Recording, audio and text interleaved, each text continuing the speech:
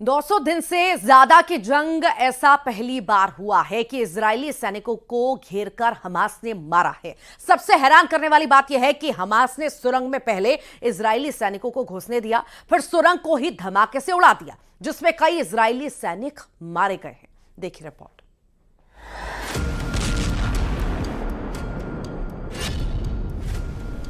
मारे इजरायली सैनिक, हमास का खूनी हमला।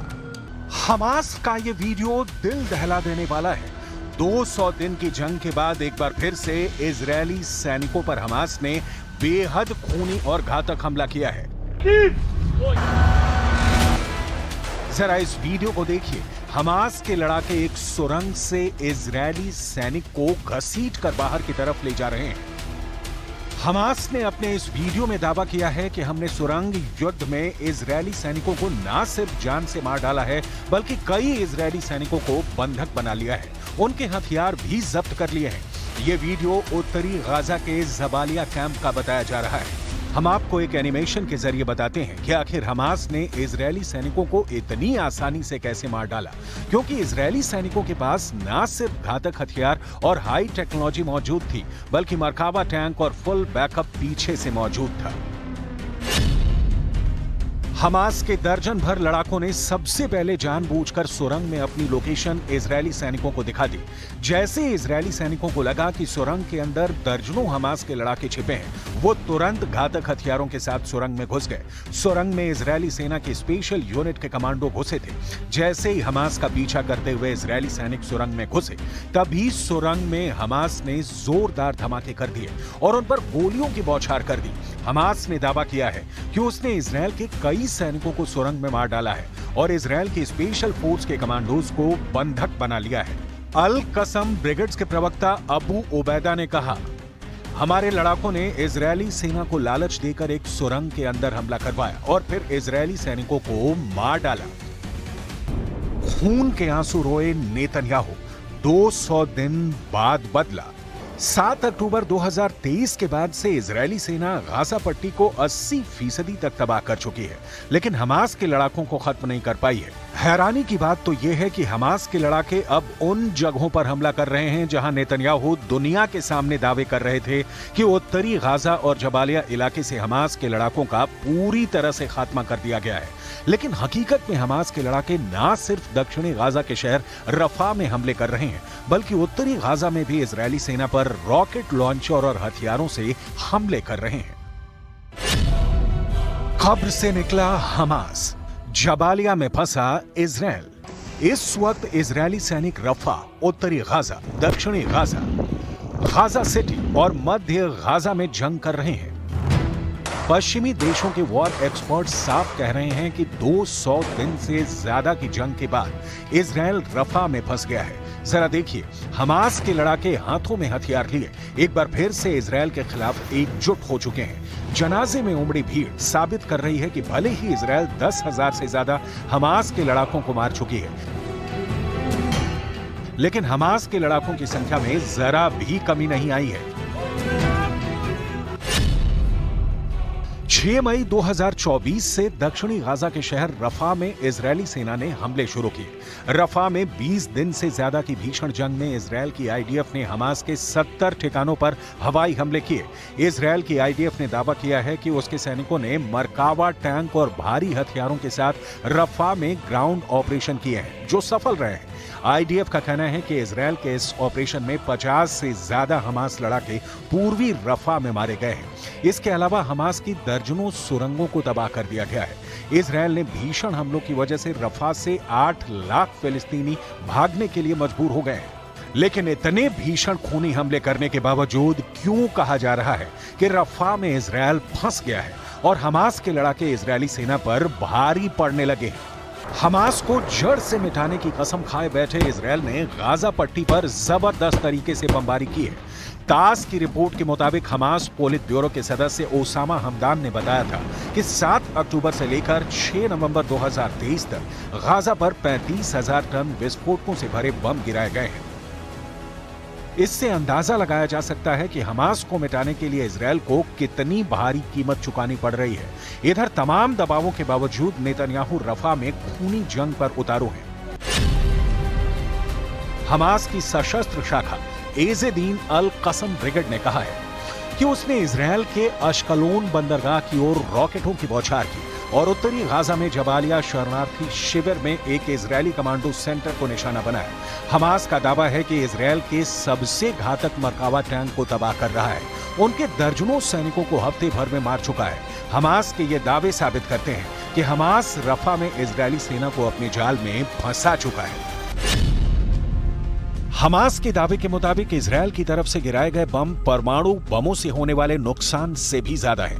यूरोमेड मॉनिटर की रिपोर्ट के मुताबिक हमदान की बात सच भी साबित होती हुई नजर आ रही है, क्योंकि हिरोशिमा पर गिराए गए परमाणु बम से हुआ नुकसान 15,000 टन विस्फोटकों के बराबर होने वाली तबाही के समान था। ऐसे में गाजा पट्टी पर गिराए गए विस्फोटक परमाणु बम से भी 2 गुना ज्यादा शक्तिशाली हैं। गाजा पट्टी की कुल आबादी 23 लाख है, जिसमें से 10 लाख के करीब अकेले इसकी राजधानी गाजा सिटी में रहते थे। गाजा सिटी पट्टी के उत्तरी हिस्से में मौजूद है, जहां इजरायल ने सबसे ज्यादा बमबारी की थी।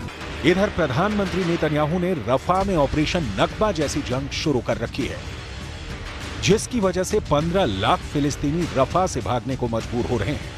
गाजा युद्ध अब उस दौर में पहुंच चुका है जहां लाशें गिनना भी मुश्किल हो गया है। लेकिन अब सवाल उठता है, आखिर 200 दिन की जंग के बाद भी हमास इजरायली सैनिकों को मारने और बंधक बनाने का दावा कैसे कर रहा है? कहीं ऐसा तो नहीं कि इजरायल को गाजा जंग बहुत भारी पड़ रही है?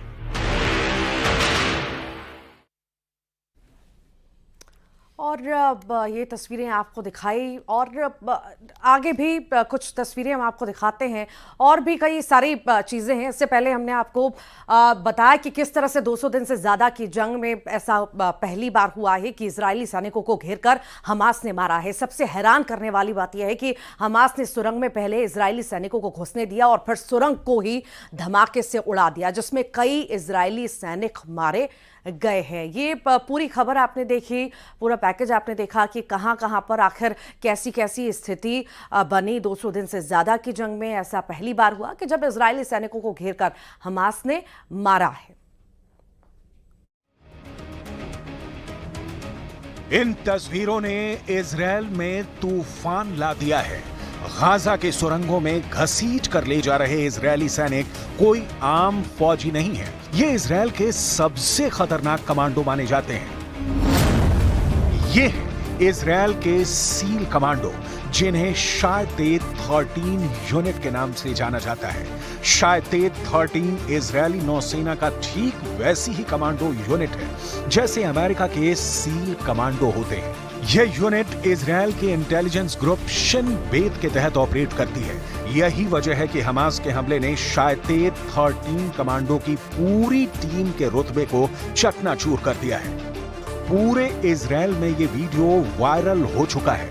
इन तस्वीरों को देखकर नेतन्याहू के कैबिनेट में कोहराम मच गया है। जिस फोर्स को इजरायल की सबसे एलीट कमांडो यूनिट माना जाता था, उस पर हमास ने पॉइंट ब्लैंक रेंज से हमला किया है। शायतेद 13 यूनिट पर हुए इस हमले में कितने कमांडो मारे गए, कितने कमांडो बंधक बने, इस पर पूरे इजरायल में खामोशी छाई हुई है। गाजा के शायतेद 13 का मारा जाना नेतन्याहू के लिए बहुत बड़ा सदमा है। हमास का दावा है कि उसने कई इजरायली कमांडो को बंधक बना लिया है। अब जबालिया में हमास और शायतेद 13 के बीच हुए इस एनकाउंटर की पुष्टि कैसे हो रही है, इसे बहुत गौर से समझिएगा, क्योंकि इजरायल इस बात को मानने के लिए तैयार नहीं कि उसके सैनिक गाजा में हुई लड़ाई के दौरान बंधक बना लिए गए हैं।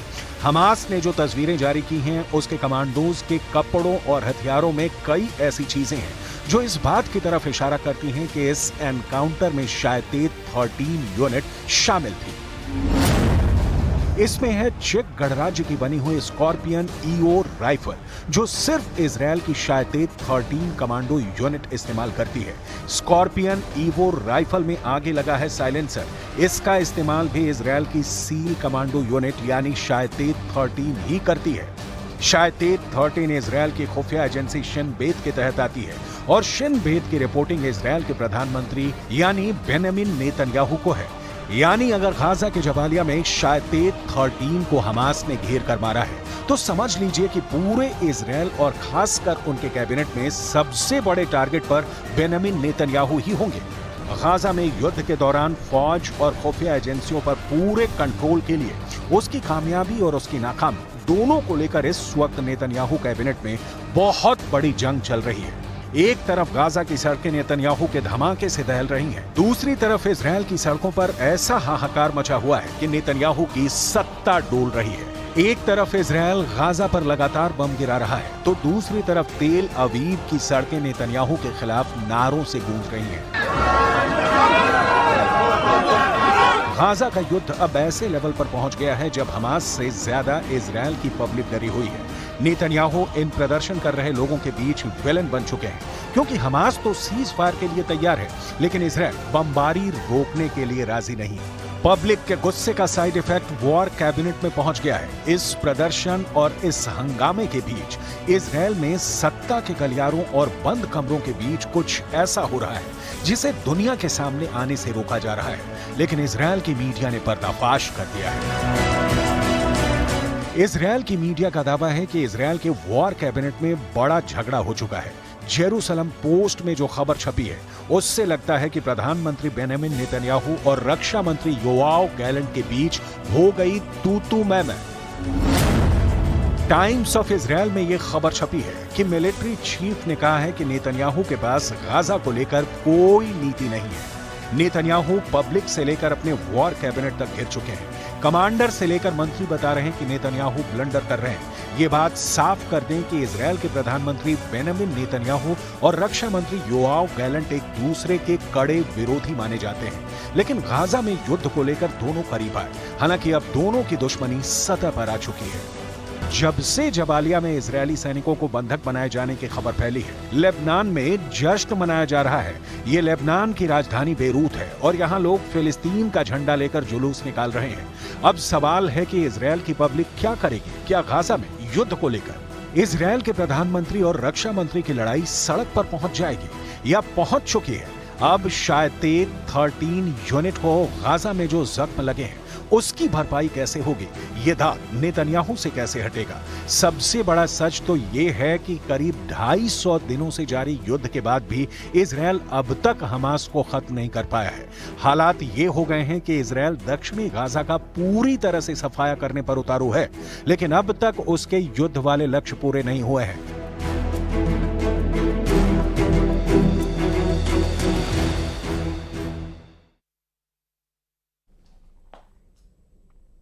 और इसी के साथ ही फिलहाल के लिए इतना ही।